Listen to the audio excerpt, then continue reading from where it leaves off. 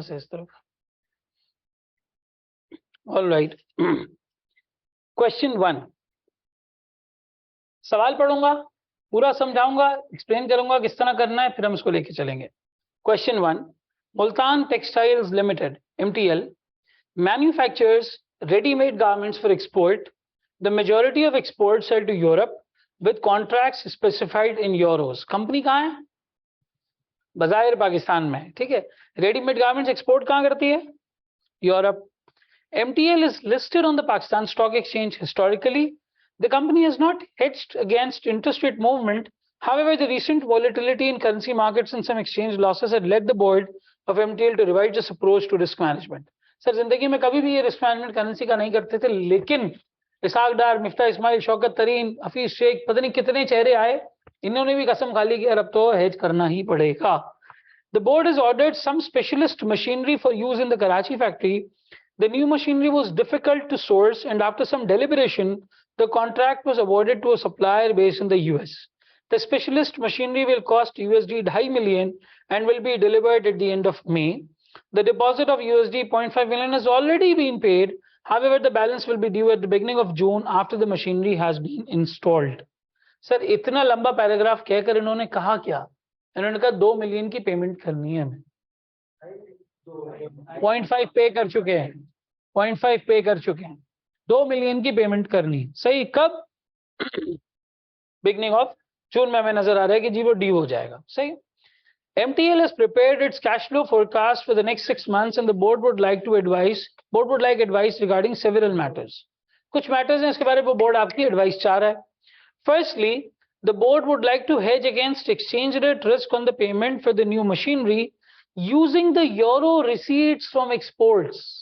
कोई मुझे ये बताएगा इसने क्या बोल दिया यहाँ पे? इसने ये बोला है कि हम ऑलरेडी एक्सपोर्टर हैं, हम यूरो मंगवा रहे हैं, ऑलरेडी मंगवा रहे हैं, रिसीट आ रही है, हम अपनी डॉलर की पेमेंट को किससे हेज करेंगे? रुपए से, यूरो से ही हेज कर देंगे। तो कंपनी कहां पर है? पाकिस्तान में। लेकिन अब इसकी लोकल करेंसी क्या बन गई? हमारी कैलकुलेशन के लिए यूरो बन गई। कैसा सवाल है? जबरदस्त। इससे परेशान होने की जरूरत नहीं है। लोकल करेंसी यूरो है, फॉरेन करेंसी डॉलर है। सही है, क्योंकि यूरो वैसे ही हमें आ रहे हैं। Typically there are 2 million euro receipts every month. You should assume that the hedge will commence at the end of December. At the end of December ये hedge commence होगा, दिसंबर के एंड में। और हमें पेमेंट कब करनी है? 1 जून को। स्टार्ट पता 1 जून। कितने महीने का hedge पीरियड रह गया? 5 महीने का, 6 नहीं 5। जनवरी, फरवरी, मार्च, अप्रैल, मई। जून की पहली तो पेमेंट करनी है सर, जून की पहली तो पेमेंट करनी है। तो अगर यहाँ पे मेरे पास कोई फॉरेन करेंसी इंस्ट्रूमेंट होता है, मिसाल के तौर पे फ्यूचर्स है, तो इसकी मेच्योरिटी कहाँ होनी चाहिए सर? या तो 1 जून को हो या 1 जून के बाद हो। वो 28 मई भी नहीं हो सकती, क्योंकि फिर बाकी 3 दिन में एक्सपोज हो जाऊंगा, मेरे पास कोई सिक्योरिटी नहीं होगी, कोई बैकिंग नहीं होगी, कोई हेजिंग नहीं होगी।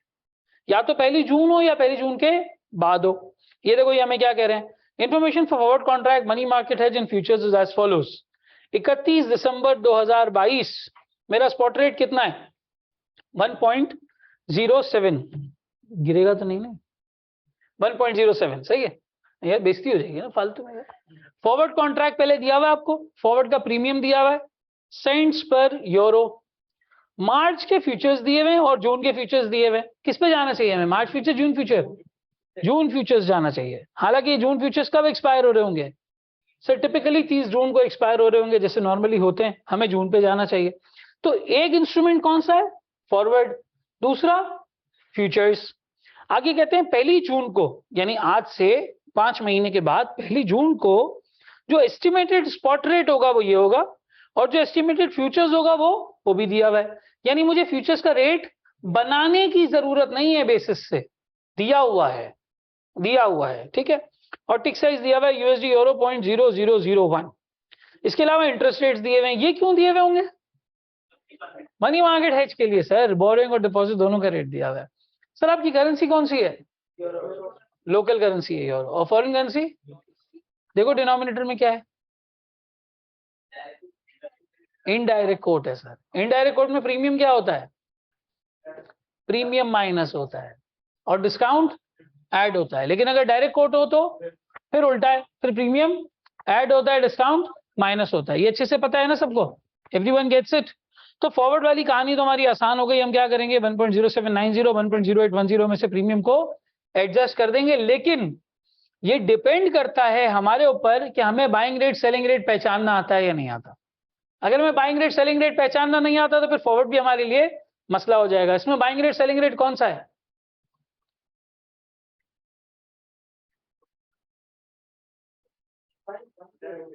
वन 1.0790 क्या होगा? ये सेलिंग रेट है, क्यों? छोटा वाला है। और अगर 1.0810 की बात करें तो बाइंग रेट है, क्योंकि ये बड़ा वाला है। ये तो हो गया रट्टा, सही है ना। अब थोड़ी सी लॉजिक पे भी बात कर लेते हैं भाई। स्पॉट रेट यूएसडी पर 1 यूरो है, यानी दुकान किस चीज की है? यूरो की है। यूरो खरीदा जाता है, यूरो बेचा जाता है। जो डिनोमिनेटर में है उस चीज की दुकान है, सिंपल रखो। यूरो खरीदा जाता है, यूरो बेचा जाता है। अब मिसाल के तौर पे आपके पास दुकान में बेकरी के अंदर जो है वो ब्रेड की प्राइस लिखी हुई है, तो एक ब्रेड की प्राइस है ना। इसी तरीके से यहाँ किसकी प्राइस लिखी हुई है? 1 यूरो की लिखी हुई है, ठीक है। अब अगर तुम यूरो खरीदने जाते हो, यूरो खरीदने जाते हो, वो तुम्हें यूएसडी सेल करता है, तुम्हारे यूरोस ले लेते, सॉरी, तुम्हें जो है तुम यूरो खरीदने जा रहे हो, तुम्हारे यूएसडी एक्सेप्ट कर लेता है, तुम्हें यूरो दे देता है, तो वहां पे एक्सचेंज वाले की प्रायोरिटी क्या होगी? अगर तुम यूरो खरीदने जा रहे हो, तुमसे डॉलर ज्यादा वसूल करना चाहेगा या कम? ज्यादा वसूल करना चाहेगा। तो सर हमारा रेट फिर 1.08 बन जाता है।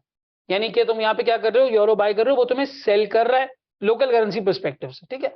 एंड वाइसी वर्सा, अगर हम यहाँ पर, चूंकि हमारे पास पेमेंट सिनेरियो किसका है? यूएसडी की पेमेंट का सिनेरियो है। हम यूरोस देने जाएंगे और यूएसडी लेने जाएंगे। सर हर यूरो के बदले उसका मकसद यूएसडी कम देना होगा या ज्यादा? कम देना, यानी 1.07 मेरा यहाँ पे रेट। अगर ऐसे याद रहता है तो 1.079 तुम्हारा रेट है। अगर वैसे याद रहता है तो सेलिंग रेट छोटा वाला होता है, इनडायरेक्ट कोर्ट में 1.079 तुम्हारा रेट है। समझ में आ रही है बात? फॉरेन करेंसी यहाँ पे क्या हो रही है? सर फॉरेन करेंसी यहाँ पे हम बाय कर रहे हैं, डीलर हमें सेल कर रहा है। ये बाइंग रेट है ना, ये बाइंग रेट। सेलिंग रेट पहचानने के दो तरीके हैं। देखो, सेलिंग रेट पहचानने के दो तरीके हैं, मैं एक दफा रिपीट कर देता हूँ, और से सुन लो आसानी से, आराम से। पहला तरीका तुम्हारा रोट लर्निंग वाला तरीका है। वो क्या है? इनडायरेक्ट कोर्ट के केस में सेलिंग रेट कौन सा वाला होता है? छोटा वाला। ले लो भाई, 1.079 छोटा रेट है, ले लिया तुमने, नोट कर लिया। एक तरीका ये है। दूसरा तरीका क्या होता है? सर दूसरा कॉन्सेप्ट वाला है कि अगर मैं यूरो की दुकान में जा रहा हूं यूरो देने के लिए और यूएसडी लेने के लिए, तो सामने वाला मुझे यूएसडी कम देगा या ज्यादा? कम, 1.079। समझ में आ रही है बात? वो हर यूरो मुझसे वसूल करने पे मुझे यूएसडी क्या देगा? कम। क्योंकि मैं यूरो बेचने गया हूं, मुझे यूएसडी सेल कर रहा है, यूएसडी दे रहा है, इसलिए मुझे कम यूएसडी देने की कोशिश करेगा। क्या ये बात समझ आती है? दोनों तरीके से। दूसरा वाला छोड़ दो, वो जिंदगी में प्रैक्टिकली जब कर रहे होगे तो बहुत आसानी से याद हो जाएगा, जैसे मैं आप लोगों को बता रहा हूं। लेकिन अभी नहीं करना है, कोई मसला नहीं है। याद रख लो भाई, सेलिंग रेट कौन सा वाला होता है? इनडायरेक्ट कोर्ट में सेलिंग रेट कम वाला होता है, ठीक है। अब इसमें हम क्या करेंगे? प्रीमियम को एडजस्ट कर देंगे। प्रीमियम एडजस्ट करके हमारे पास एक रेट आ जाएगा, उस रेट से हम अपने $2 मिलियन के अमाउंट को एडजस्ट कर लेंगे और हमारी टोटल पेमेंट का अमाउंट आ जाएगा कि हमें कितनी payment in terms of euro करनी पड़ेगी। कैलकुलेट करो, स्टेप बाय स्टेप चलेंगे। पहले सब मिलके फॉरवर्ड करेंगे, जब फॉरवर्ड हो जाएगा तो फ्यूचर्स करेंगे, फ्यूचर्स हो जाएगा तो मनी मार्केट करेंगे। शुरू हो जाए, चलें जी। अब आए इसका सॉल्यूशन करते हैं। मेरे पास जो आज स्पॉट रेट दिया हुआ है वो कितना है?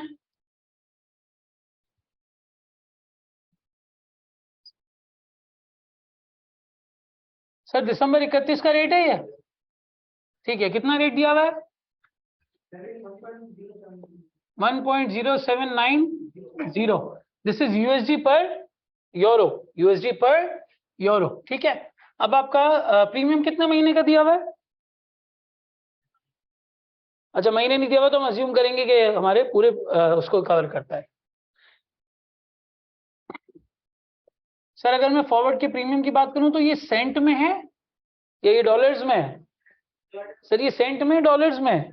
सर सेंट्स में दिया हुआ है, तो हम इसको क्या करेंगे? हम इसको 100 से डिवाइड कर देंगे, यानी 1.46 डिवाइडेड बाय 100 कितना हो गया? 0.0146 माइनस करें, मैंने रिकॉर्डिंग ऑन कर दी, 1.0642, ठीक है। 40 664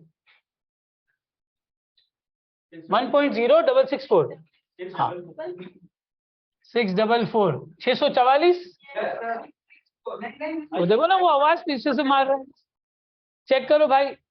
2616 ठीक, 2 4 ये फॉरवर्ड प्रीमियम हो गया। ये हमारा क्या बन गया सर, फॉरवर्ड रेट बन गया फॉर कितना तारीख, जून की 1 तारीख, ऐसा ही है।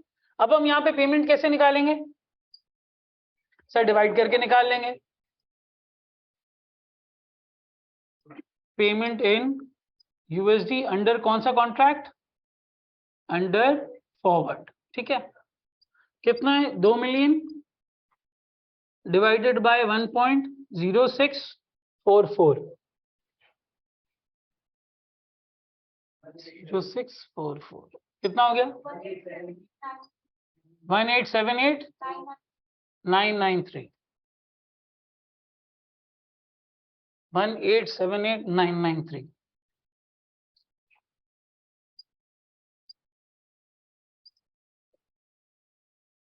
एक आदमी बताओ तो मैं सुन लूंगा, मसला नहीं है। तो यहाँ पे होगा ये, इसको इंटरप्रेट कैसे किया जाएगा, इसको इंटरप्रेट करना समझ लो। सर हर 1.06 डॉलर्स के बदले मुझे क्या देना है, मुझे 1 यूरो देना है। हर 1.06 डॉलर्स के बदले मुझे 1 यूरो देना है। टोटल डॉलर्स कितने चाहिए 2 मिलियन, तो 2 मिलियन को डिवाइड बाय 1.06 कर दिया। हर 1.06 के बदले में 1 यूरो दे रहा हूँ। ये मेरी पेमेंट किस में बन रही है, इन टर्म्स ऑफ यूरोस बन रही है, ठीक है। यानी under forward contract I have to pay 1.878 या 1.879 मिलियन यूरोस। इतने यूरो मुझे पे करने पड़ेंगे, ठीक है। तो यहाँ पे आप कह लें कंपनी विल हैव टू पे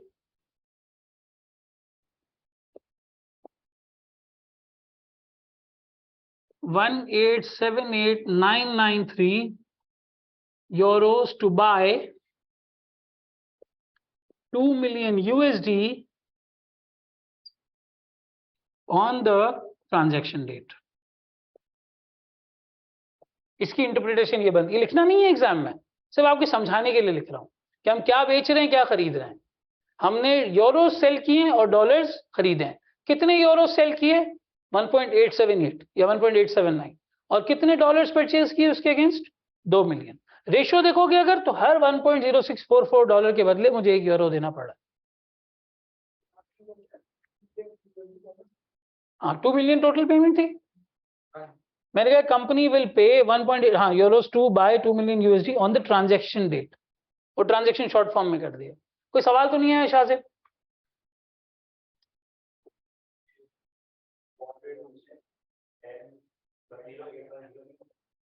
अच्छा जी, स्पॉट रेट में सर कंफ्यूजन हो रही है। ये रेट तुम्हारा सेलिंग रेट है सर। ये क्यों हमने इस तरीके से पिक किया, क्योंकि कोटेशन देखो इनडायरेक्ट है। कोटेशन इनडायरेक्ट होने का मतलब नॉर्मली जो हमारा कॉन्सेप्ट होता है सेलिंग रेट, उसमें कौन सा वाला होता है, छोटा वाला। सर वाई सेलिंग, क्योंकि यहाँ पे मैं फॉरेन करेंसी बाय कर रहा हूँ, डीलर मुझे फॉरेन करेंसी बेच रहा है, डीलर मुझे डॉलर्स बेच रहा है, इसलिए रेट एप्लीकेबल होगा सेलिंग रेट। और सेलिंग रेट इनडायरेक्ट कोट में कौन सा वाला होता है, छोटा वाला होता है। ये एक रीजनिंग हो गई जो है तुम्हारी रोट लर्निंग बेस्ड रीजनिंग। एक है लॉजिकल रीजनिंग कि सर जब मैं यूरो लेकर जाऊंगा तो उसकी कोशिश होगी वो मुझे कम कम डॉलर्स दे ताकि ज्यादा यूरोस मुझसे वसूल कर सके 2 मिलियन डॉलर्स के अगेंस्ट। इसलिए मेरा ये वाला रेट एप्लीकेबल होगा 1.0790। Is it clear now?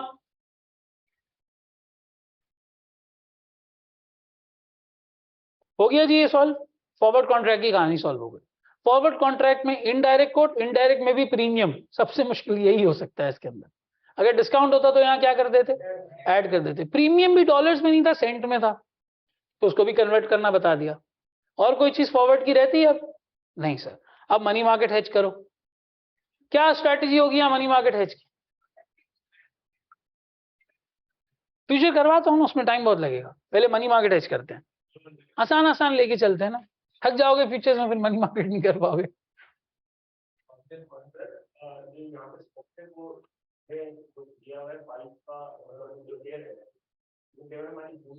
हाँ 1 जून की है। तो सर जो ये प्रीमियम है ये मतलब ये पूरे साल का होगा, ये कैसे होगा? ये 5 महीने का है। हाँ ये 5 महीने का प्रीमियम है, सिंपल 5 महीने का प्रीमियम तुम्हें यहाँ पे डिफाइन किया गया है। साल का होता है डिवाइड करके 5 महीने का निकाल लेते हैं, 5 महीने का प्रीमियम दिया हुआ है। लेकिन इस तरह नॉर्मली ना प्रीमियम साल का या इस तरीके से नहीं दिया हुआ होता। आपके जो फॉरवर्ड कॉन्ट्रैक्ट्स होते हैं ना, नॉर्मली वो हर महीने के अवेलेबल होते हैं, हर महीने का तुम्हें फॉरवर्ड कॉन्ट्रैक्ट मिल जाएगा। क्योंकि नॉर्मली जो दुनिया में ट्रेंड होता है ना, वो सप्लायर्स के साथ इस तरह से एग्री किया जाता है कि हम इस मंथ एंड को आपको पेमेंट कर देंगे। शिपमेंट आती है किसी ना किसी मंथ एंड पे पेमेंट जारी होती है, तो मंथ एंड के फॉरवर्ड कॉन्ट्रैक्ट जो फाइन हुए होते हैं। तो 1 महीना, 2 महीना, 3 महीना, 4 महीना सबके प्रीमियम्स होते हैं या सबके डिस्काउंट्स होते हैं। आप जैसे चाहो कर लो। स्टेट बैंक की वेबसाइट पे जाओगे डायरेक्ट रेट मिलेगा, प्रीमियम या डिस्काउंट नहीं मिलता, डायरेक्ट रेट मिलता है। गोरे के एक्सचेंज पे जाओगे प्रीमियम मिलेगा कि भाई आज इतना स्पॉट चल रहा है, इतने प्रीमियम या इतने डिस्काउंट पे आपकी करेंसी दूसरी चल रही है। मनी मार्केट हेज में स्ट्रेटजी क्या होगी यहाँ पे पहले वो डिस्कस करते हैं। सर हमें यूएसडी की पेमेंट करनी है, हमें यूएसडी 5 महीने बाद चाहिए होंगे, हमें 5 महीने बाद यूएसडी चाहिए होंगे। तो जो चाहिए होंगे वो हमें आज डिपॉजिट करने पड़ेंगे। तो जितने डिपॉजिट करने पड़ेंगे उसकी प्रेजेंट वैल्यू को आज हमें परचेज करना पड़ेगा, और उसको परचेज करने के लिए पैसे कहां से आएंगे, हम बोरोइंग करेंगे लोकल करेंसी में, लोकल करेंसी में बोरोइंग। हाँ बिल्कुल करेंगे। इंटरेस्ट रेट हमेशा कैसे डिफाइन होता है, हमेशा ईयरली डिफाइन होता है। रेट कभी भी 3 महीने 4 महीने का डिफाइंड बोलो भाई नहीं होता, हमेशा कैसे डिफाइंड होता है, पूरे साल का रेट डिफाइंड होता है। अब यहाँ पे हमारे पास रेट्स कौन कौन से दिए हुए हैं,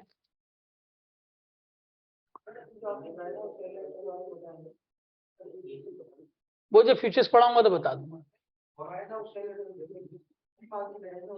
मनी मार्केट एज में बाय नाउ सेल लेटर नहीं है, मनी मार्केट एज में डिपॉजिट है फॉरेन करेंसी में, बोरोइंग है लोकल करेंसी में। हाँ यूएसडी में तुम डिपॉजिट करोगे और लोकल करेंसी में तुम बोरो करोगे। यूएसडी में डिपॉजिट करने के लिए 2 मिलियन पे प्रेजेंट वैल्यू निकालोगे, वही प्रेजेंट वैल्यू को आज स्पॉट पे कन्वर्ट करके इतना अमाउंट तुम्हें बोरो करना होगा। समझ में आ रही है बात। अब देखो कितना डिपॉजिट रेट है हमारा यूएसडी का, 3%। ये रेट कैसे पिक होता है सर, जो कम वाला इंटरेस्ट रेट होता है वो डिपॉजिट का होता है, जो ज्यादा वाला होता है वो बोरोइंग का होता है। और अगर आपने ज्यादा वाला रेट डिपॉजिट का लिया तो एग्जामिनर आपको डिमोट करेगा पहले, हमेशा बैंक के पर्सपेक्टिव से। करेंसी में भी बैंक या डीलर का पर्सपेक्टिव, इंटरेस्ट रेट्स में भी बैंक का पर्सपेक्टिव। बैंक 3% पे डिपॉजिट ले रहा है और 3.6 पे आपको लोन दे रहा है। यूरो की केस में क्या होगा, यूरो में हम बोरोइंग करेंगे, बोरोइंग किस रेट पे करेंगे 6.5, और आज जो कन्वर्जन होगी वो किस स्पॉट रेट पे होगी सर, आज के रेट पे होगी, दैट इज 1.079, क्योंकि मैं यूरो लेकर जाऊंगा और डॉलर्स परचेस करना चाहूंगा। नहीं 3% कम वाला है, बैंक तुम्हें लोन देगा 3.6 पे, तुमसे पैसे लेगा 3% पे। हाँ एक एक करके पहले आप बताएं शाहजेब।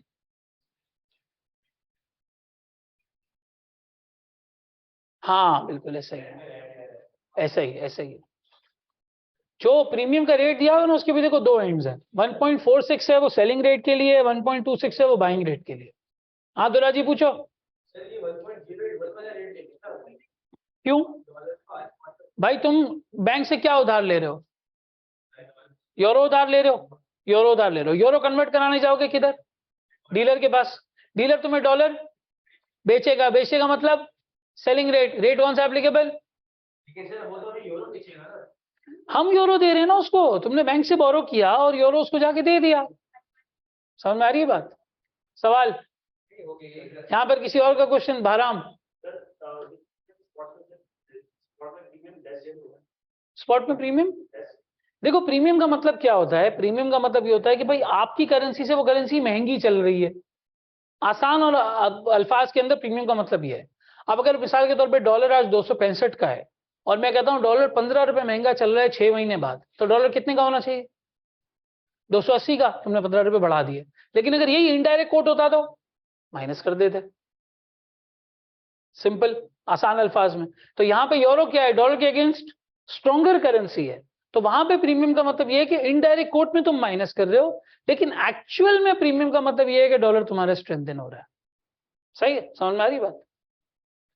अब देखो ना, एक यूरो में पहले 1.07 डॉलर आते थे या 1.08 आते थे, अब एक डॉलर में 1.06 आ रहे हैं, तो करेंसी स्ट्रेंथन हुई है। और कोई सवाल किसी का, अब मनी मार्केट हेड सॉल्व करें, 2 minutes time.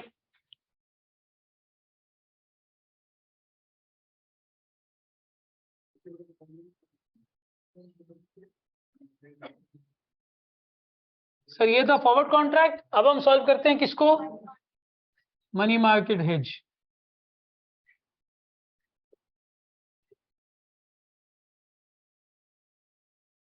Money market hedge के अंदर हमारी तरीकाकार क्या होना चाहिए सर, हमें जो स्ट्रैटेजी होगी वो क्या होगी, हम डिपॉजिट करेंगे यूएसडी में और बोरो करेंगे यूरोज में।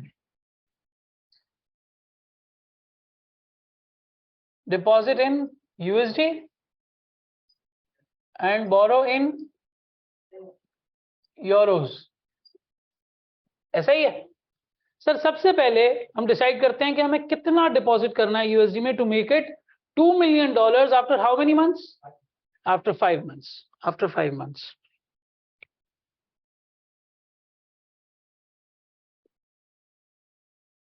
How many USD need to be deposited? पहला सवाल, कितने यूएसडी हमें यहाँ पे डिपॉजिट करने हैं सर? 2 मिलियन। कैसे निकलेगा ये? 2 मिलियन मल्टीप्लाई बाय 1 प्लस कितना percent, 3% multiply by 5/12 raise to the power -1, 1975309। Sir, these USDs need to be deposited today. They will become 2 million after 5 months, and then you are going to pay these to your supplier basically. ये आज तुम्हें deposit करने, सही ना? इसके बाद दूसरा सवाल, सर ये कहां से आएंगे, इसके अगेंस्ट तुम्हें कितने इक्विवेलेंट यूरोस चाहिए?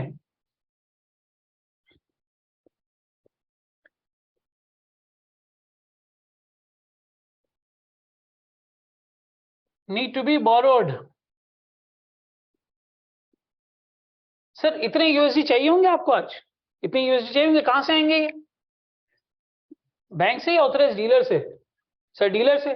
डीलर के पास से मुझे यूएसडी चाहिए, क्या लेकर जाऊंगा? यूरोज लेकर जाऊंगा और कहूंगा भाई डॉलर दे दो। डॉलर क्या है? Foreign currency. डीलर मुझे वो करेंसी बेचेगा। बेचने का मतलब सेलिंग रेट अप्लाई होगा। सेलिंग रेट इनडायरेक्ट कोर्ट में कौन सा वाला? छोटा वाला 1.079 आज के स्पॉट रेट के ऊपर। सर आ जाए 1975309 यूएसडी डिवाइडेड बाय 1.0790 कितना बना? 1830685 1830685 यूरोज। ये तुम्हें आज क्या करने?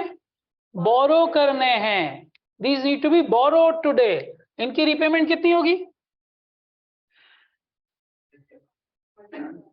Repayment after 5 months।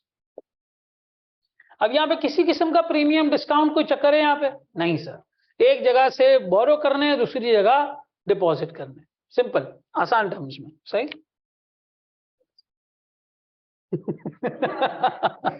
बिल्ली के ख्वाब में चिचड़े। 1830685 यूरोज हमने उधार लिए। इसकी रिपेमेंट किस इंटरेस्ट रेट पे होगी? 6.5% पे। कितने महीने के लिए? 5 महीने के लिए। कितना हो गया? 1880266 यूरोज। यानी मनी मार्केट हेज में आपकी इफेक्टिव पेमेंट कितनी बनी और इसमें कितनी बनी थी? 1878। बाजार दोनों में से बेहतर कौन सा लग रहा है सर? अभी तो ये लग रहा है। इस चक्कर में इस झंझट में जाने की जरूरत नहीं है, अभी तो आसान ये लग रहा है, इजी ये लग रहा है। हम ये वाला यहाँ पे जो है वो ऑप्ट कर लेते हैं।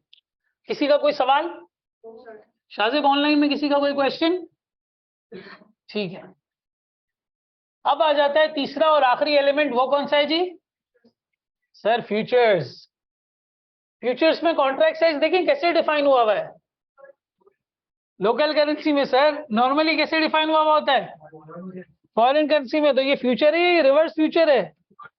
रिवर्स फ्यूचर है सर। यही चीज आपको ऑप्शन में तंग करती थी, हम किस में ले आए इसको? सर फ्यूचर्स में ले आए। अब पेन वेन छोड़ दो, बिल्कुल आसान सादा और सिंपल जबान में हम यहाँ पर बात करेंगे, बिल्कुल सिंपली इसको लेके चलेंगे, ठीक है सर। अब आ जाते हैं, हम बात कर लेते हैं फ्यूचर्स की।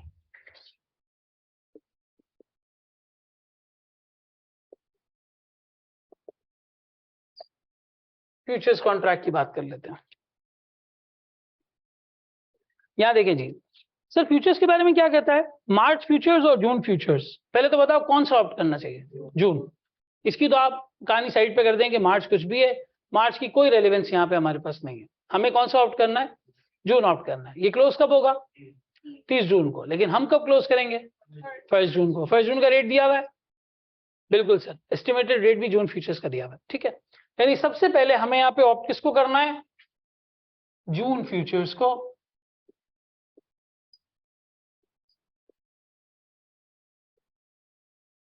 जून फ्यूचर्स विल बी ऑप्टेड। अब सर बात आती है स्ट्रैटेजी क्या होगी यहाँ पे, बाय नाउ सेल लेटर। यहां पर बिक क्या रहा है, फ्यूचर्स में क्या चीज बिक रही है, यूरो बिक रहे हैं, यूएसडी बिक रहे हैं, यूरो बिक रहे हैं सर, यूरो बिक रहे हैं या यूरो खरीदे जा रहे हैं। कहां लिखा हुआ है, कॉन्ट्रैक्ट साइज किसमें है, देखो। वो तो ठीक है, तुम एक करेंसी दोगे तो दूसरी करेंसी आएगी, बात तुम्हारी सही है कि मैं यूरो बाय कर रहा हूँ इसका मतलब यूएसडी सेल कर रहा हूँ। लेकिन अगर मैं यूरो सेल कर रहा हूँ तो मैं यूएसडी बाय कर रहा हूँ, दैट्स 100% अग्रीड। लेकिन फ्यूचर डिफाइंड किस चीज में है, यूरो में डिफाइन हुआ हुआ है। किस में डिफाइन हुआ हुआ है, यूरो। अब मुझे बताओ यूरो के साथ तुम्हें क्या करना है, हमें यूरो सेल करना है, हमें यूरो सेल करना है। और क्या चीज के अगेंस्ट परचेस करनी है, डॉलर्स परचेस करनी। हमारा क्या डर है, being a person who is holding euro, हमारा डर ये है कि यूरो की वैल्यू नीचे ना चली जाए और यूएसडी ज्यादा स्ट्रेंथन ना हो जाए, हमें ज्यादा यूरोस देने पड़ जाएंगे for the same amount of dollars. अगर ये डायरेक्ट कोट होता तो क्या स्ट्रैटेजी होती, सर डॉलर आज बाय करें कल सेल कर दें। लेकिन अब ये रिवर्स डिफाइंड है, तो स्ट्रैटेजी क्या होगी, सर आज यूरो सेल करें कल बाय कर लीजिएगा, क्लोज हो जाएगा। जो गेन या लॉस यहाँ पे आना है वो आ जाएगा और फिर इवेंचुअली तुम्हारी ट्रांजेक्शन कहाँ हो जाएगी, स्पॉट मार्केट पे हो जाएगी। इवेंचुअली तुम्हारी ट्रांजेक्शन कहाँ हो जाएगी, स्पॉट मार्केट पे हो जाएगी। क्या ये बात समझ आती है, थोड़ी सी मुश्किल है ना। फिर से बताया था भाई, देखो तुम्हारे पास एक ट्रांजेक्शन है, इसमें तुम्हें $2 मिलियन पे करना है। तुम्हारी बात करते हैं, तुम्हारी अपनी बात करते हैं। तुम 31 दिसंबर को फॉरेन एक्सचेंज जाते हो, फॉरेन करेंसी एक्सचेंज जाते हो, वहां पता चलता है कि यार हमें तो डॉलर्स में लेन देन करना नहीं आता, हमें यूरो में लेन देन करना आता है। अब तुम डॉलर्स खरीदने के बजाय यूरो सेल कर सकते हो, कर सकते हो। तो आज यूरो सेल कर दो, कल क्लोज कर देना, सेल नाउ बाय लेटर। आसान है, समझ में आ रही है बात, बिल्कुल इजी लेके चल रहा हूं, बिल्कुल इजी। आज हम यूरोस को क्या कर देंगे, सेल कर देंगे और उसके बाद फिर इवेंचुअली बाय कर लेंगे क्लोज करने के लिए। यानी हमारी यहाँ पे स्ट्रैटेजी क्या हो गई, sell now what, sell euros now and then buy later, sell euros now and then buy later. हमें यूरोस को आज खरीदना है। क्यों सर, ये इस तरह क्यों डिफाइन हुआ है, ये इस तरह डिफाइन इसलिए हुआ है क्योंकि मेरा कॉन्ट्रैक्ट साइज यूरोस में है, मेरे फ्यूचर्स डिफाइंड हुए हैं in terms of euro, because the futures are defined in terms of euros. Sir हमें कैसे पता चला कि ये यूरो के टर्म्स में डिफाइंड हुए हैं, सर एक तो इनडायरेक्ट कोट है, एक तो कोटेशन इनडायरेक्ट है, दूसरा जो कॉन्ट्रैक्ट साइज है वो यूरोस में है। कॉन्ट्रैक्ट साइज किस में है, यूरोस में। अब तीसरा स्टेप या कह लो दूसरा स्टेप, वो क्या होता है, नंबर ऑफ कॉन्ट्रैक्ट्स। ये निकालने तो समझ आए ना सर, कितना समझ में आया है, नंबर ऑफ कॉन्ट्रैक्ट्स। हाँ भाई, नंबर ऑफ कॉन्ट्रैक्ट्स कैसे निकलेंगे, सोच लें, थोड़ा सा सोच लें, कोई बात नहीं, टाइम ले लें। कैसे निकलेंगे, 2 मिलियन को पहले यूरोज में कन्वर्ट करेंगे, फिर यूरो को डिवाइड करेंगे स्टैंडर्ड कॉन्ट्रैक्ट साइज से। समझ आया भाई इस तरफ की जनता क्या कह रही है, वहां समझ में आया, आखिरी में समझ आया। बहराम तुम्हें क्लियर है बिल्कुल, बहराम तुम्हारी शेप क्यों बढ़ गई है इतनी, नहीं वैसे तो अच्छी बात है, हलाल काम कर रहे हो, लेकिन क्या लेकिन ऑड है ना, वैसे ऐसा क्यों होता है कि प्रिपरेशन टाइम में बिल्कुल अजीब सी हालत हो जाती है? क्या कह रहे हो? अच्छा अच्छा अच्छा, भाई एग्जाम के प्रिपरेशन डेज में भी आप बिल्कुल सही दिखने चाहिए, जैसे आप हैं वैसे ही दिखने चाहिए। नहीं नहीं, वो दिखने से थोड़ी पता चले रीच बना हुआ है बिल्कुल, तो आदमी बोला यार ये पढ़ाई कर रहा है। बाल बड़े हुए हैं, मूछें बड़ी हुई हैं, चाय पी रहे हैं तो पहले मूछों को जो लुत्फ आ रहा है, बाद में आदमी को लुत्फ आ रहा है। ऐसे नहीं होना चाहिए बिल्कुल। भाई आप जैसा कोई आदमी हो, तैयार व्यार हो, जेल लगाए, मुझ जैसा कोई हो तेल लगाए। लेकिन बहरहाल आदमी दिखना चाहिए यार एग्जाम के डेज में कि पढ़ाई कर रहा है, अच्छा टाइम पीरियड है, आना जाना नहीं है, ट्रैफिक की जो है वो ख्वारी नहीं है, लेकिन आदमी अपने आप को मेंटेन करके चले। मेरा ई मॉड्यूल का एग्जाम था, मुझे याद है, बहुत प्रेशर था ना, फाइनल का पहली बार, 2 महीने की छुट्टी, 4 पेपर का पढ़ रहे हैं, तो यार क्या फायदा क्या है इतना टेंशन और ये सब। लेकिन मैं पढ़ता भी था, बगैर पढ़े मैं इस तरह अपने आप को नहीं बोलता था कि इतनी टेंशन लेने की जरूरत नहीं, पढ़ता था, स्केड्यूल बना हुआ था, चीजें की थी। जब बिल्कुल एक हफ्ता बाकी था ना, तो अब मुझे ऐसा होता है कि यार अब एग्जाम हो जाए, अब और नहीं पढ़ा जा रहा है, अब कर ली है चीजें जितनी थी हो गई हैं, बस अब वो देना है एग्जाम का, रिवाइज करें और देने जाएं पेपर, बस अब पेपर हो जाए। तो मुझे याद है हफ्ता 8 दिन 10 दिन रह गए थे, तो मैं इतना एग्जॉस्ट हो गया था कि मैं दोस्तों के साथ बैठा, फिर वहां पे ये नहीं रेंजर्स कॉम्प्लेक्स नॉर्थ नासिबाबाद में, बोर्ड ऑफिस के पास दिल पसंद देगा, इसके पीछे रेंजर्स की सोसाइटी है या कुछ मेहरान कॉम्प्लेक्स लगता है, वहां उधर ही ग्रीन टिक्का बहुत मिलता था, अच्छा मशहूर। तो मेरे दोस्त को बोला मुझे ग्रीन टिक्का खाना है, कह रहे भाई पढ़ाई हो नहीं रही थी, टिक्का खाना है। मैंने कहा नहीं यार चलते। हम लोग गए तकरीबन 11 साढ़े 11 12 बजे, दोस्त गए वहां पे, हम सुबह 4 बजे तक वहां बैठे रहे, 4 साढ़े 4 बज गए थे, टिक्का विक्का खाया, चाय पी आराम से, फिर फजर पढ़ के हम घर पहुंचे। लेकिन that one segment gave me A refreshed, कह लो कि जो स्ट्रक्चर था for the next 3 to 5 days, बड़ा अच्छा मैं फ्रेश हो गया था दोस्तों में जाकर। तो ये जो आपकी हालतें होती है ना इस तरह की, जो आप बना लेते हैं, ये आपकी स्ट्रेस को बढ़ाती हैं, कम नहीं करती। लेकिन ये उसके लिए एडवाइस है जो पढ़ रहा है। अब पढ़ भी नहीं रहे और नाई के पास बैठे हुए हैं, यार ये वाला फेशियल कर दो या वो वाला कर दो, ये भी नहीं होना चाहिए। चले जी, समझ में आ रही है बात? अब नंबर ऑफ कॉन्ट्रैक्ट्स हमें निकालने हैं, तो आसान जी सवाल शाजिब।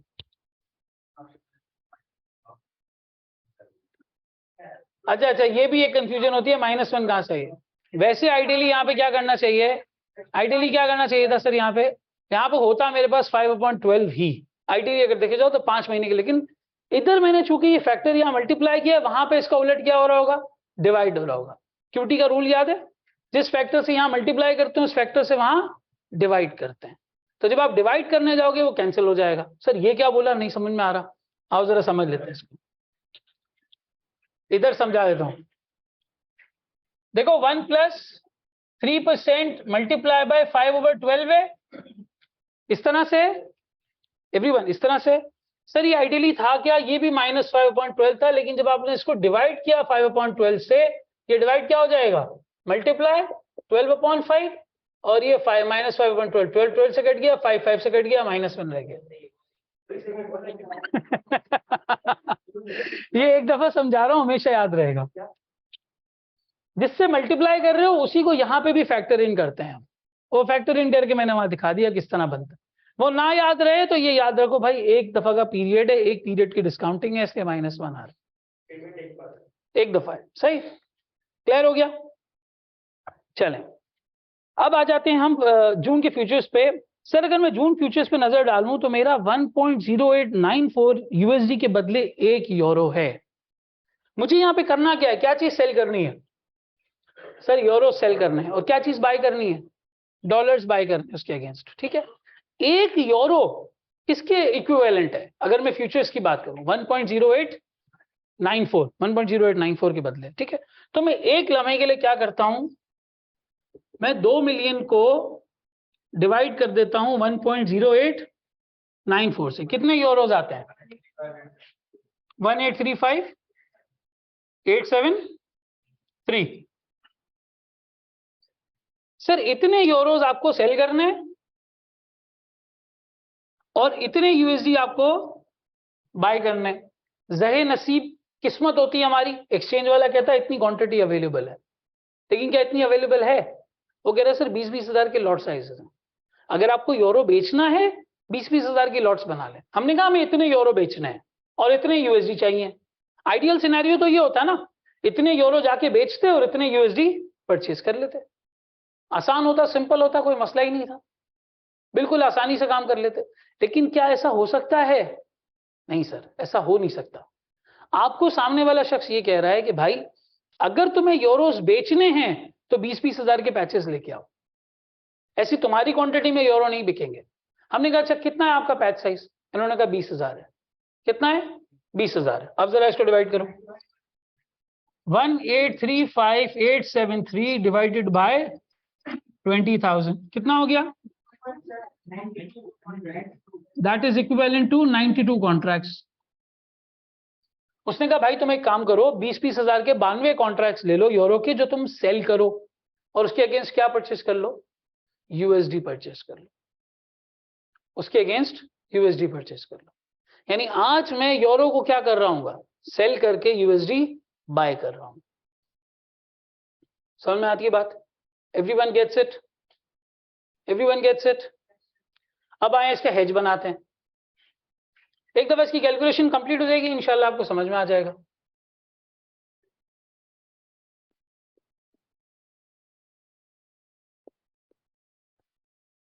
सर कौन सी डेट को मैं अपना फ्यूचर्स की पोजीशन ओपन कर रहा हूं?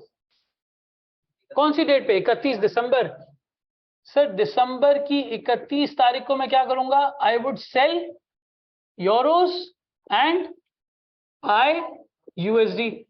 ऐसा ही है सर। अगर मैं इन दोनों की हेडिंग डाल लूं, कितने यूरोस में यहां पे सेल करूंगा और कितने यूएसडी में यहां पे जो है वो बाय करूंगा, बन सकती है? सर कितने किए मैंने? 92 कॉन्ट्रैक्ट्स इंटू 20,000। 92 इंटू 20,000। क्या 92 इंटू 20,000 निकाल के मुझे यूरोस बता सकते हो? 92 इंटू 20,000 कितने हो गए? 18,40,000। आपने 18,40,000 यूरोस क्या कर दिए? सेल कर दिए, और उसके अगेंस्ट यूएसडी क्या कर लिया है? बाय कर लिया। अग्री करते हो इस बात को? इधर मैंने यूरो सेल किए हैं और यूएसडी बाय किए हैं। सर क्या मेरी रिक्वायर्ड क्वांटिटी के बराबर है ये? ओरिजिनली मुझे कितने यूरो बेचने थे? सर इतने बेचने थे, लेकिन यहाँ कितने कर रहा हूँ? 18,40,000। क्यों? मजबूरी है सर, मजबूरी है। उन्होंने 20,000 का पैच बोला है, इससे अब हिल नहीं सकते। 18 या 21 नहीं हो सकता। एक कॉन्ट्रैक्ट 20,000 का, 92 कॉन्ट्रैक्ट करने 18,40,000 के। थोड़ा सा ओवरहेज है, थोड़ा सा ओवरहेज है। कितना ओवरहेज है? तकरीबन 5,000। 5,000 भी नहीं, 4,200, तकरीबन 4,500। ये 4,000 यूरोस मैंने क्या किए? एक्स्ट्रा सेल किए। अगर इनकी प्राइस मूवमेंट एडवर्स जाती है तो मुझे नुकसान हो सकता है, बिल्कुल हो सकता है सर, लेकिन इतना रिस्क आदमी ले लेता है कि ठीक है चलो कोई बात नहीं। 2 मिलियन यूरोस जहां मेरे 2 मिलियन यूएसडी सिक्योर हो रहे हैं, मैं 4,000-4,500 यूरोस ज्यादा बेच देता हूँ, कोई मसला नहीं है, एक्सचेंज की रेगुलेशन है। तो मैंने यहाँ पे क्या किया? इतने यूरोस को सेल कर दिया, लेकिन इसके बदले कितने यूएसडी बाय किए? सर वो कैसे किए? रेट दिया हुआ है 1,840,000। अब इसको जरा यूएसडी में कन्वर्ट करो। हर यूरो के बदले कितने यूएसडी बाय किए हैं तुमने? किस रेट पे किए हैं? 1.0894। ठीक है,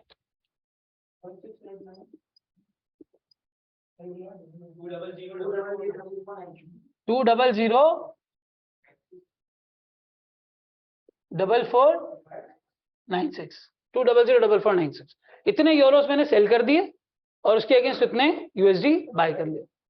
डिवाइड क्यों नहीं होगा? समझो इस बात को। हर एक यूरो के बदले तुम इतने डॉलर्स वसूल करोगे। मल्टीप्लाई होना चाहिए, डिवाइड होना चाहिए। बड़ी करेंसी है ना, तो अब तुम यूरो से यूएसडी में जा रहे हो, यूएसडी से यूरो में नहीं आ रहे हो। अगर यूएसडी से यूरो में आ रहे होते तो फिर हम यहाँ क्या करते? डिवाइड करते। ऑप्शंस में भी ऐसे ही होता है। रिवर्स ऑप्शंस में हम कंफ्यूज ये नहीं होते कि ऑप्शन काम कैसे करेगा, हम कंफ्यूज ये होते हैं कि क्या मल्टीप्लाई करें क्या डिवाइड करें। हमें लॉजिकली ट्रांजैक्शन नहीं समझ में आ रही होती कि वो पीछे चल क्या रही है, क्या परचेज हो रहा है क्या सेल हो रहा है। अगर तुम ये समझ जाओ ना कि क्या परचेज हो रहा है क्या सेल हो रहा है, तो तुम्हारे लिए कोई ट्रांजैक्शन फॉरेक्स की मुश्किल नहीं, कोई इंस्ट्रूमेंट तुम्हारे लिए फॉरेक्स का मुश्किल नहीं, अगर हमें यह समझ में आ जाए। आमतौर पे हम फ्यूचर्स जब कैलकुलेट करते हैं ना, यहाँ पे एक ही कॉलम चल रहा होता है, लेकिन जब रिवर्स ऑप्शन या रिवर्स फ्यूचर आ जाए तो अपनी आसानी के लिए, अपनी सिचुएशन को इजी बनाने के लिए आप यहाँ पे क्या करें? 2 कॉलम खोल दें, एक लोकल करेंसी में एक फॉरेन करेंसी में। पता चल जाएगा क्या बेच रहे हो क्या खरीद रहे हो। अग्री करते हो? Do we get it everybody? बात समझ में आती है? अब आ जाए सर, जून की पहली तारीख को क्या होगा? जून की पहली तारीख को मेरी पोजीशन क्या हो जाएगी सर? मेरी पोजीशन क्लोज हो जाएगी। अब मैं क्या करूंगा? Buy euros and sell USD. कितने रेट पे सर? जो यूरो मैंने यहाँ पे सेल किए थे उतने ही मैं यहाँ पे बाय करूंगा ना, या उससे ज्यादा करूंगा? Same amount. अग्री करते हो भाई? इतने ही सेल किए थे ना, क्या 93 कॉन्ट्रैक्ट्स हो जाएंगे वो पड़े पड़े? मोर का पंख है, किताब में रखे 1 से 2? नहीं सर, ऐसा तो कोई सीन नहीं है। नंबर ऑफ कॉन्ट्रैक्ट्स बढ़ेंगे तो नहीं। 92 कॉन्ट्रैक्ट्स किए थे 20,000 वाले, 18,40,000 यूरो बेचे थे। अब 18,40,000 यूरो ही खरीदने पड़ेंगे, लेकिन रेट इस दफा डिफरेंट हो जाएगा सर। वो रेट कौन सा होगा? वो क्लोज आउट का रेट होगा। क्लोज आउट का रेट देखो, जून पहली में फ्यूचर्स का रेट क्या है? 1.0699, यानी कि 1840। इस दफा क्या होगा? मल्टीप्लाई 1.0699, 1.0699। अब बताओ मुझे यहाँ पे यूएसडी कितने परचेस किया तुमने? 1968,616। अब तुम यहाँ पे डिफरेंस निकाल लो।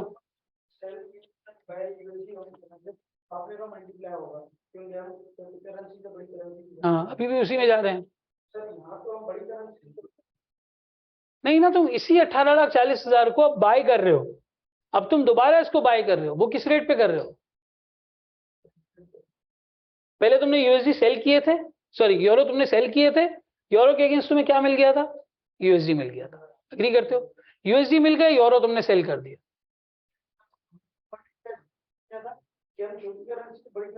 अभी भी तुम उसी में जा रहे हो, अभी भी उसी में जा रहे हो। नहीं, यूरो तुम खरीद तो रहे हो, लेकिन उसके अगेंस्ट तुम्हें देना क्या है? यूरो खरीदने के अगेंस्ट यूएसडी देने हैं।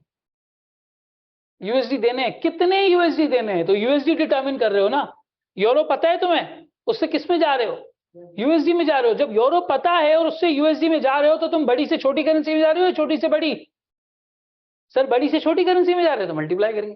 भाई सिंपल रखो, 1 यूरो अगर तुम्हें आज बाय करना है तो तुम्हें इतने डॉलर्स देने हैं। इतने डॉलर्स देने हैं 1 यूरो बाय करने के लिए। आसान बात समझ में आती है? Do we get it? अच्छा, साइन कन्वेंशन थोड़ा सा ठीक कर लेना। यहां हमने जब यूरोस को सेल किया था तो यूरोस दिए थे और यूएसडी हमें मिले थे। इधर अगर हम बात करें तो अब हम यूरोस को बाय कर रहे हैं और यूएसडी दे रहे हैं। जेब से जा रहे हैं ना यूएसडी। ये यूरो बाय करने के लिए ये जेब से नंबर जा रहा है। पहले ये यूरो सेल करने के लिए जेब में डॉलर्स आ रहे थे। अग्री करते हो? डॉलर्स का इनफ्लो था। साइन कन्वेंशन ठीक कर लेना अपने पास। जरा इन दोनों का डिफरेंस निकालो।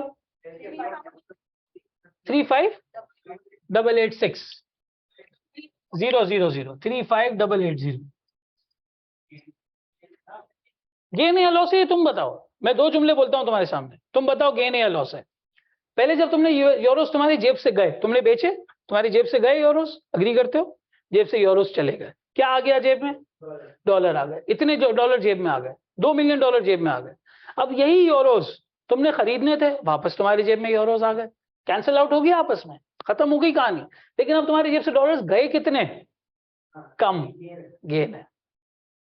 ये सिचुएशन होनी चाहिए। आदमी मुंह से बोले कि क्या होना चाहिए यहाँ पे, गेन है या लॉस है। रट्टा मत लगाओ चीजों का, ट्रांजैक्शन समझो कि हो क्या रही है। यहाँ पर मैं क्या कर रहा हूँ यूरोस को? सर सेल, मेरे जेब से यूरोस निकल रहे हैं और डॉलर जेब में आ रहे हैं। इसके अगेंस्ट फिर इसका रिवर्ट क्या हो रहा है? अब मैं यूरोस वापस ले रहा हूं और डॉलर्स जेब से जा रहे हैं। डिफरेंस कितना रह गया मेरा? 35,880 का। ये क्या बन जाएगा? Gain from futures.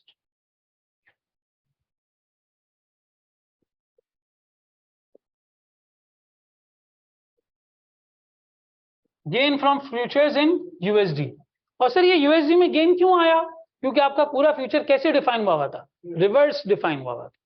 अब घर जाके जब तुम रिवर्स ऑप्शंस करो ना, तो इस माइंडसेट से करना, बात समझ में आ जाएगी। क्या चीज बेच रहे हो, क्या चीज खरीद रहे हो, ये क्लैरिटी होनी चाहिए।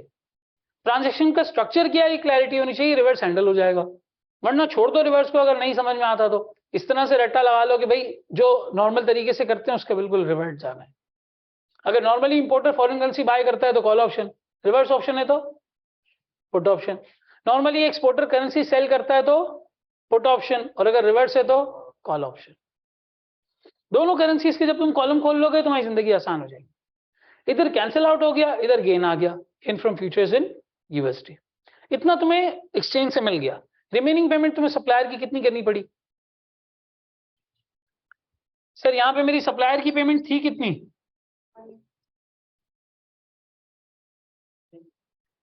सर सप्लायर की पेमेंट थी यूएसडी टर्म्स में 2 मिलियन।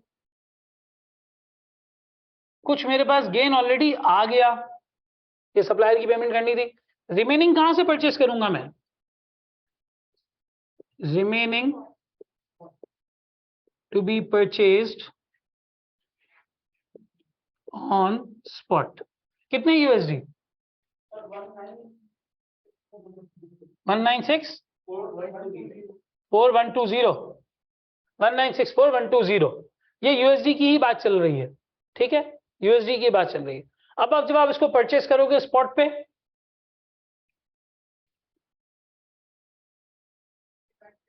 अब हम डॉलर से किस में जा रहे हैं?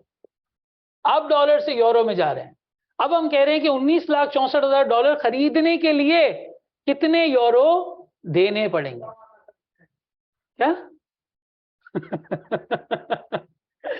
1964120।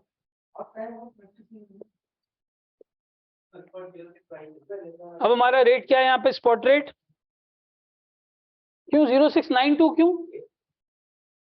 अब तुम डॉलर लेने जा रहे हो और देने कौन सी करेंसी जा रहे हो? यूरो। सामने वाला बंदा तुम्हें डॉलर बेच रहा है, तो कौन सा रेट एप्लीकेबल होगा? Selling rate. Selling rate indirect coat में कौन सा वाला होता है? वो हंसना शुरू हो गया बराबर। भाई सब जगह सेलिंग रेट ही लगा है ना, कहीं भी बाइंग रेट यूज नहीं हुआ, सब जगह सेलिंग रेट यूज हुआ है।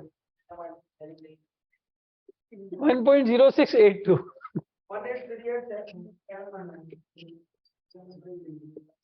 1838719 यूरोस जेब से जाएंगे, और जेब में कितने डॉलर्स आएंगे?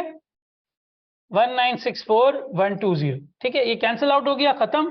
तुम्हारी इफेक्टिव पेमेंट कितनी हुई यूरोस में?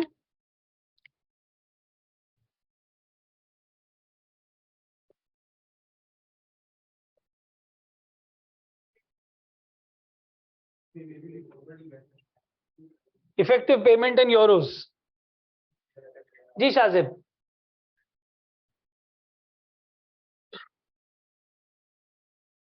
एक मिनट सवाल पूछने दो। हाँ हाँ, ऐसा नहीं होगा कभी।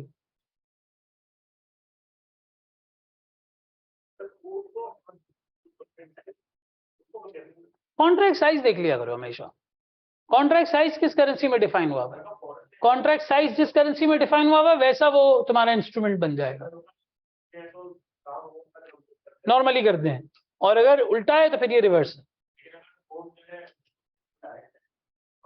मिसमैच नहीं होगा, मिसमैच नहीं होगा,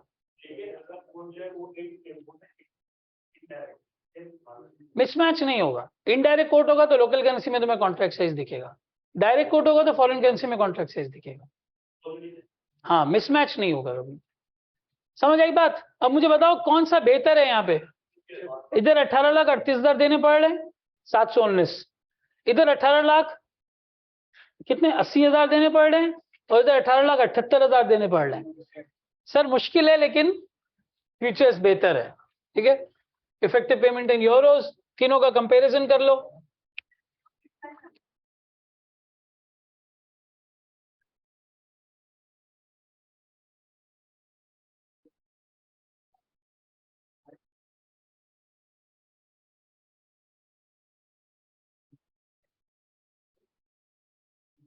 least payment in Euros,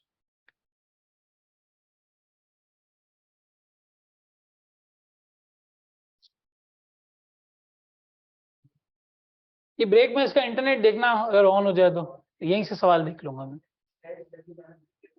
states करके जाना बेहतर है ना। अगर इसको सर ये जो गेन और लॉस आपने यहाँ पे कैलकुलेट किया है, ये गेन और लॉस अगर हम टिक साइज के थ्रू कैलकुलेट करना चाहते तो क्या सूरत हाल होती? एवरीवन, सारे लोग यहाँ पे देख लें, टिक वैल्यू किस तरीके से कैलकुलेट होती है मुझे बताओ। स्टैंडर्ड कॉन्ट्रैक्ट साइज कितना है? 20,000। देखो अगर तुम टिक की कैलकुलेशन करने जाते हो, सबसे पहले एक काम ये करो, तुम्हारा जो स्टैंडर्ड कॉन्ट्रैक्ट साइज है उसको डिवाइड बाय 10,000 कर दो। Standard contract size divided by 10,000, वो कितना है सर? 20,000 डिवाइडेड बाय 10,000, 2 आएगा। 2 इज योर गेन लॉस पर टिक। दिस इज योर गेन और लॉस पर टिक। गेन या लॉस तुम्हारा किस में आएगा? गेन या लॉस पर टिक। सर अगर अब मुझे कोई ये बता दे कि नंबर ऑफ टिक्स कितने हैं तो मैं मल्टीप्लाई कर दूंगा, आसानी से मल्टीप्लाई कर लूंगा। अगर मुझे कोई ये बता दे कि नंबर ऑफ टिक्स कितने हैं, तो नंबर ऑफ टिक्स के लिए हम क्या करते हैं, हम 4 डेसिमल प्लेसेस का जो रेट होता है उसको कंपेयर कर लेते हैं कि इसमें डिफरेंस कितना आया। क्या हमारे पास वो मौजूद है? सर बिल्कुल मौजूद है। मूवमेंट निकाल लें आप, movement in futures. Shajib recording on है ना? कितनी है movement in futures? Sir futures जब हमने एंटर किया वर्सेस जो आज रेट की सिचुएशन है, दोनों को कंपेयर करो। सर हमने एंटर कब किया था? 1.0894 पे, और अब कितना है? 1.0699। डॉलर वीक हुआ है स्ट्रांग हुआ है? वीक हुआ है। वीक हुआ है स्ट्रांग हुआ है? सर डॉलर स्ट्रांग हुआ है।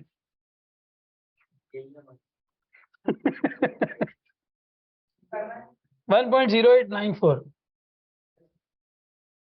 माइनस 1.0699, कितनी मूवमेंट है? 0.0195। अब इसको अगर मुझे टेक्स्ट में कन्वर्ट करना हो तो सर मल्टीप्लाई बाय 10,000 कर दें। लेकिन ये नंबर ऑफ टिक्स कितने कॉन्ट्रैक्ट का होगा? सर पर कॉन्ट्रैक्ट होगा। बिल्कुल तेज हो गए हो तुम लोग।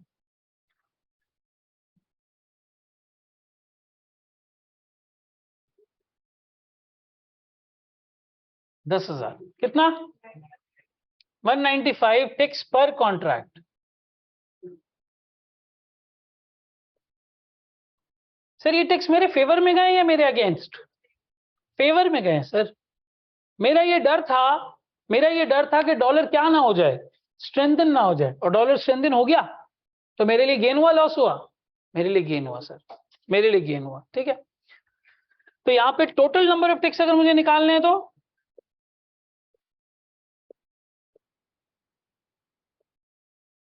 ये हो जाएगा 195 मल्टीप्लाई बाय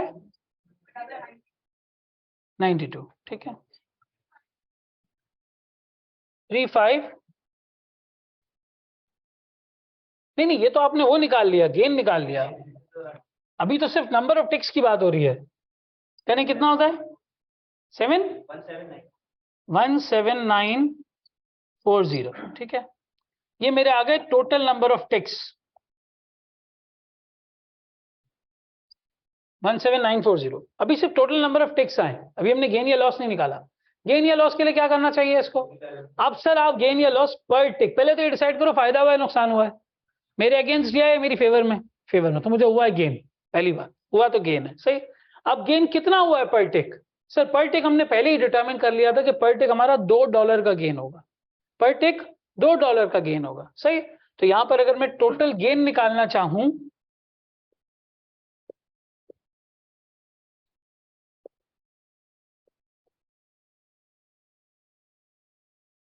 तो ये बनता है 17940 multiply by 2, 35880।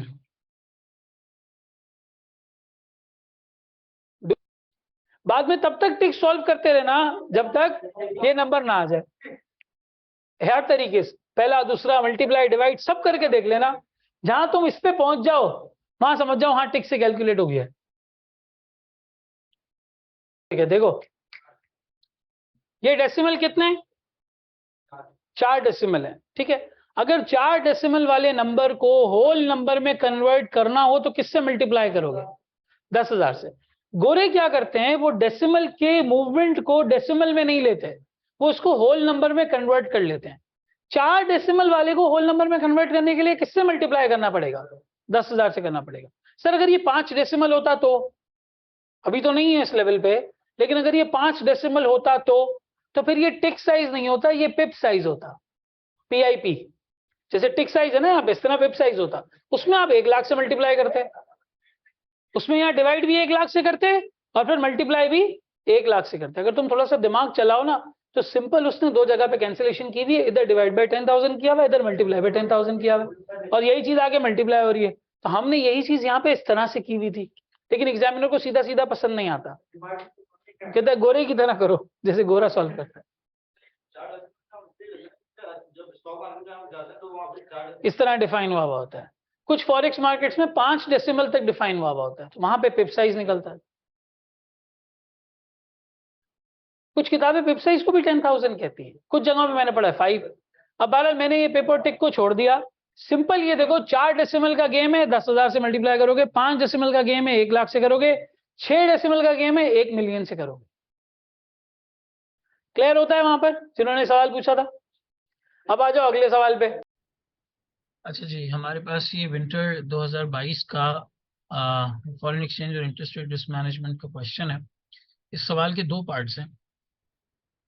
Part number A is basically foreign exchange risk management, तो ये हमने ऑलरेडी फॉरेक्स वाले टैब में डन कर लिया है। ठीक है, आप फॉरेन एक्सचेंज रिस्क मैनेजमेंट के टैब में जाएंगे तो वहां पर आपको ये लेक्चर जो है वो मिल जाएगा, और इस क्वेश्चन को हमने वहां पे मुकम्मल तौर पे जो है वो सॉल्व कर लिया। ठीक है, ये मॉड्यूल हमारा इंटरेस्ट रेट रिस्क मैनेजमेंट का है। यहाँ पर हम इसका पार्ट बी बेसिकली जो है वो सॉल्व करेंगे।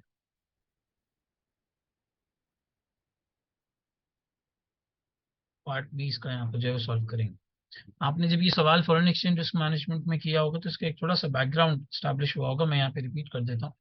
हमारे पास एक कंपनी मौजूद है मुल्तान टेक्सटाइल्स लिमिटेड के नाम से। ये मशीनरी इंपोर्ट कर रहे हैं, उस मशीनरी में उन्हें तकरीबन 2 मिलियन की यहाँ पे जो है वो पेमेंट करनी थी, जिसको हेज करने का सारा तरीका यहाँ पे मनी मार्केट है, जो करेंसी फ्यूचर्स के थ्रू जो है वो हो रहा था। ठीक है, मनी मार्केट है जो करेंसी फ्यूचर्स वाला पार्ट हमने वहां पे डन कर लिया। अब यही कंपनी की एक और प्रॉब्लम पार्ट बी में ये है that the cash flow forecast has identified that the company will go overdrawn in 6 months time for a period of 6 months। ये जो 6 months टाइम यहाँ पे है, ये beginning of June, company beginning of June में ओवरड्रॉन चली जाएगी। Months और टाइम का डिस्कशन हमने यहाँ पे फॉरेन एक्सचेंज रिस्क मैनेजमेंट में किया था कि कब कौन सी चीज स्टार्ट हो रही है, तो उसी कॉन्टेक्स्ट को स्टैब्लिश करते हुए मैं यहाँ पे आपको बता रहा हूँ कि बिगनिंग ऑफ जून में कंपनी विल गो ओवरड्रॉन।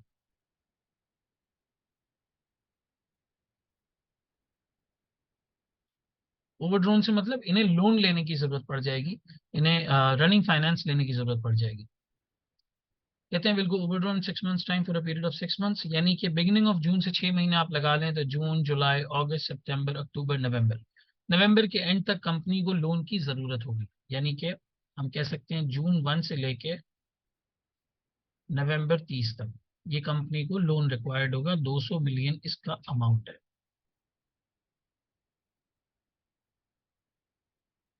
ये आगे बताया गया फॉर पीरियड 6 मंथ्स के बाद overall draft is expected to be ₹200 million. ठीक है, the board is concerned that the interest rates will rise above the current 7% and would like advice on how to hedge against the interest rate risk using an over-the-counter interest rate option with the bank।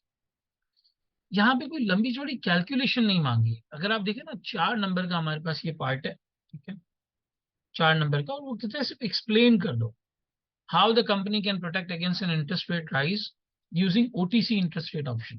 और इधर भी ये कह रहे हैं कि भाई हमें लग रहा है कि ये 7% से ऊपर चला जाएगा, और ऊपर जाने के बाद हमें बताएं कि हम कैसे ओटीसी से इसको जो है वो हेज कर सकते हैं, ओवर द काउंटर ऑप्शन से इसको हेज कर सकते हैं। तो यहाँ पर अगर आप ऑल इन ऑल देखें तो कंपनी ने कोई हमें ये नहीं बताया हुआ कि जी जून के एंड पे क्या स्पॉट रेट होगा, उस दिन क्या फॉरेक्स का रेट होगा। सिर्फ एक सिंपल अरेंजमेंट बताया कि भाई 2 कॉन्ट्रैक्ट्स हमारे पास अवेलेबल है, आप ये एक्सप्लेन कर दें कि हम कैसे इसको हेज कर सकते हैं। So it's more of an explanation question rather than calculation. ठीक है, तो सबसे पहले तो हमें अपने पॉइंटर्स में ये बताना होगा कि भाई कौन सा कॉन्ट्रैक्ट यहाँ पे जो है वो सिलेक्ट किया जाएगा। तो देखिए कॉन्ट्रैक्ट की जो मेच्योरिटी मुझे यहाँ नजर आ रही है, ओटीसी 2 कॉन्ट्रैक्ट्स है मेरे पास, एक की स्ट्राइक, दोनों की स्ट्राइक प्राइस 93 है, 7% इफेक्टिवली आप कह लें स्ट्राइक प्राइस है। एक जो है वो जून के एंड पे एक्सरसाइज हो सकता है, दूसरा जो है वो सितंबर के एंड पे एक्सरसाइज हो सकता है। तो मेरे लिए जो रेलेवेंट कॉन्ट्रैक्ट है वो है जून कॉन्ट्रैक्ट। मेरे लिए जो रेलेवेंट कॉन्ट्रैक्ट है वो है जून कॉन्ट्रैक्ट। ठीक है, क्यों सर? क्योंकि देखो मुझे जून 1 को एक्सरसाइज करना है, ये कॉन्ट्रैक्ट मैच्योर होगा जून 30 पे, तो मैं जून 1 पे इसको अर्ली क्लोज आउट करके अपना लोन वगैरह का मामला गेन लॉस यहाँ पे सेटल कर सकता हूँ। फिर एक्चुअल जो लोन मैंने लेना है वो तो मैं अपने एक्चुअल बैंक से ही लूंगा, मेरा जो एक्चुअल बैंक है मैं वहां से लोन लूंगा। हेज करने का फायदा बस ये होगा कि अगर कोई एडवर्स मूवमेंट हो जाती है तो उस एडवर्स मूवमेंट में मुझे काम आ जाएगा, यानी कि गेन हो जाएगा इस कॉन्ट्रैक्ट के ऊपर। अच्छा, कॉन्ट्रैक्ट मेरा रेलिवेंट जो है वो जून है, मैं क्या करूंगा, अर्ली क्लोज आउट करूंगा ऑन जून 1, मेच्योर होगा 30 जून पे, मेच्योरिटी है इसकी 30 जून पे, मैं इसको अर्ली क्लोज आउट करूंगा ऑन जून 1। ठीक है, अब सवाल ये पैदा होता है कि सर फिर अगर आप ये करेंगे यहाँ पर जून कॉन्ट्रैक्ट करेंगे तो हमारे नंबर ऑफ कॉन्ट्रैक्ट्स यहाँ पे कितने होंगे, नंबर ऑफ कॉन्ट्रैक्ट्स यहाँ पे कितने होंगे, part 2।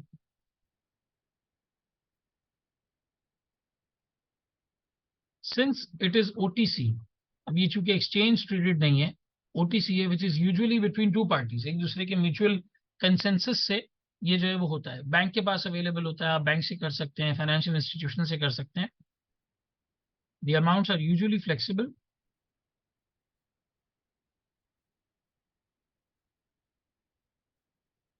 and the company can easily get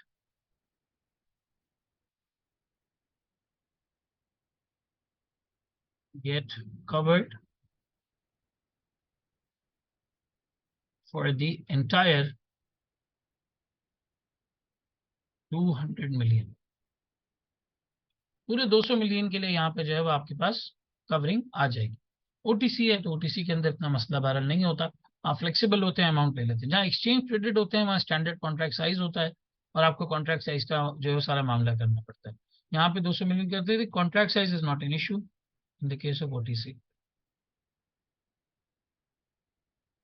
not an issue in case of OTC. ये एक्सप्लेनेशन के वो पॉइंट्स हैं जो हम 1 बाय 1 यहाँ पे जो है अपने आंसर में एक्सप्लेन कर सकते हैं। पहला हमने बताया भाई रेलिवेंट जून कॉन्ट्रैक्ट होगा, दूसरा हमने बताया कि नंबर ऑफ कॉन्ट्रैक्ट्स हमारे फ्लेक्सिबल हैं क्योंकि ओटीसी वाला मामला है। तीसरा, यहाँ पर सर हमें कौन से टाइप के ऑप्शन पर यहाँ पे जो है वो जाना चाहिए, कौन से हमारी ऑप्शन की टाइप है जो यहाँ पर हम जो है वो टेकअप कर सकते हैं। तो सीधी सी बात है कि भाई आप बोरोइंग करने जा रहे हैं, आपका यहाँ पे जो है वो सारा का सारा मामला बोरोइंग के परस्पेक्टिव से है। अच्छा, बोरोइंग के परस्पेक्टिव में आपका रिस्क ये होता है कि आपका इंटरेस्ट रेट ऊपर ना चला जाए, इंटरेस्ट रेट बढ़ ना जाए। हमें ये बात पता है कि भाई जब इस तरीके से आपके पास कॉन्ट्रैक्ट डिफाइन हुए थे 93 पे, तो इसका क्या मतलब है, एक मिनट दीजिएगा, 100 माइनस 93 इज 7%। अब अगर 7% से इंटरेस्ट रेट ऊपर जाते हैं, अगर ये इंटरेस्ट रेट ऊपर जाते हैं तो आपकी जो कॉन्ट्रैक्ट प्राइस है वो टेक्निकली नीचे आएगी। कैसे सर, एग्जाम्पल करके बताएं। देखो एग्जाम्पल, अगर इंटरेस्ट रेट मिसाल के तौर पे 8% होते हैं, ठीक है, इंटरेस्ट रेट 8% होते हैं, तो कॉन्ट्रैक्ट प्राइस कितनी हो जाएगी, कॉन्ट्रैक्ट प्राइस हो जाएगी 100 minus 8 that is 92, contract price हो जाएगी 92। ठीक है ना। अब ये इंटरेस्ट रेट बढ़ने से मेरी कॉन्ट्रैक्ट प्राइस नीचे आ गई, तो मुझे यहाँ पे क्या करना चाहिए सर, मुझे यहाँ पे एक ऐसे ऑप्शन की तरफ जाना चाहिए जहां पर अगर इंटरेस्ट रेट ऊपर जाए तो उसकी प्राइस नीचे आ जाए। यानी प्राइस नीचे आने का मतलब मेरी इधर जो स्ट्रैटेजी होगी वो होगी सेल नाउ बाय लेटर, कि मैं आज इस चीज को जो है वो सेल करूं और फिर फ्यूचर में जब बाय करूं तो टेक्निकली मुझे यहाँ पे जो है वो गेन हो जाए। इसलिए मेरी जो स्ट्रैटेजी यहाँ पे होनी चाहिए वो होनी चाहिए पुट ऑप्शन, यानी मैं जून की तरफ जाऊंगा इस वाले कॉन्ट्रैक्ट पर, और मेरा जो सारा मामला होगा वो पुट ऑप्शन के परस्पेक्टिव से होगा, कॉल ऑप्शन के परस्पेक्टिव से नहीं होगा। क्यों? क्योंकि मेरी स्ट्रैटेजी यहाँ पे होगी सेल नाउ बाय लेटर, क्योंकि कॉन्ट्रैक्ट प्राइस के टर्म्स में डिफाइन हुआ हुआ है, ये आप देखें ना, कॉन्ट्रैक्ट प्राइस, कॉन्ट्रैक्ट प्राइस के टर्म्स में डिफाइन हुआ हुआ है। अगर इंटरेस्ट रेट बढ़ता है कॉन्ट्रैक्ट प्राइस कम हो जाएगा, जब जिसकी प्राइस जिस चीज की कम होने वाली है उसको आज मुझे सेल करना चाहिए और कल मुझे इफेक्टिवली उसको बाय करना चाहिए। ठीक है ना। तो ऑल इन ऑल यहाँ पे बात ये हुई कि सर आप क्या करें, आप रेलिवेंट जो है वो जून कॉन्ट्रैक्ट लें, नंबर ऑफ कॉन्ट्रैक्ट कौन से लें, कोई इतना मसला नहीं है। आपका टाइप कौन सा होना चाहिए, यहाँ पे टाइप आपका होना चाहिए put option. Put option purchase करें, क्योंकि आपकी स्ट्रेटजी यहाँ पे क्या है, आपकी स्ट्रेटजी है सेल नाउ बाय लेटर। ये भी हमें अपने आंसर में एक्सप्लेन करना होगा। अब सर नंबर 4 पे क्या होगा, नंबर 4 पे आपकी कॉस्ट ऑफ प्रीमियम आ जाती है। आपका 6 महीने का कॉन्ट्रैक्ट है सर, 6 महीने का कॉन्ट्रैक्ट है। आज आप जो है वो इस चीज को टेकअप कर रहे हैं, 6 महीने का आपका कॉन्ट्रैक्ट है, तो 6 महीने की हमें यहाँ पे कॉस्ट ले लेनी चाहिए। 200 मिलियन का कॉन्ट्रैक्ट है सर, इसके ऊपर 0.35% की कॉस्ट लग रही है फॉर 6 मंथ्स, फॉर 6 मंथ्स, ठीक है ना। तो हम जरा 200 मिलियन का 0.35 निकालें और इसको 6/12 कर दें, तो ये बनता है तकरीबन तकरीबन हमारी 35,000 की यहाँ पे प्रीमियम की कॉस्ट आती है। 350, एक मिनट रुकिएगा, हाँ आप इसे मिलियन से मल्टीप्लाई करें तो 350,000 की हमारी यहाँ पे प्रीमियम की कॉस्ट आती है। ये आपको अपफ्रंट पे करनी पड़ेगी, ये पे करनी पड़ेगी, नीड टू पे upfront.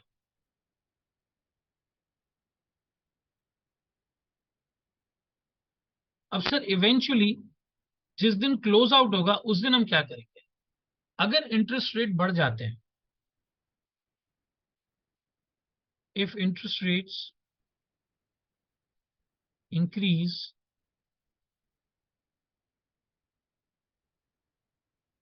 on the date of overdraft,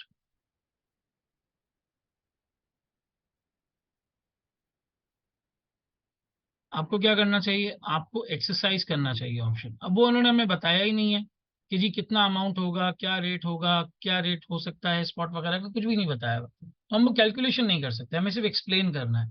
अगर इंटरेस्ट रेट्स हमारे on the date of OD बढ़ जाते हैं तो फिर ऑप्शन को क्या करेंगे, ऑप्शन को एक्सरसाइज करेंगे। अगर इंटरेस्ट रेट्स नहीं बढ़ते, डू नॉट इंक्रीज, तो आपको ऑप्शन एक्सरसाइज करने की जरूरत ही नहीं है, need not to be exercise, क्योंकि 7% का लोन तो मार्केट में भी मिल रहा है। आज रेट चल ही 7% रहा है, मैं इसको 93 पे एक्सरसाइज करके क्या करूँ, कोई फायदा ही नहीं है।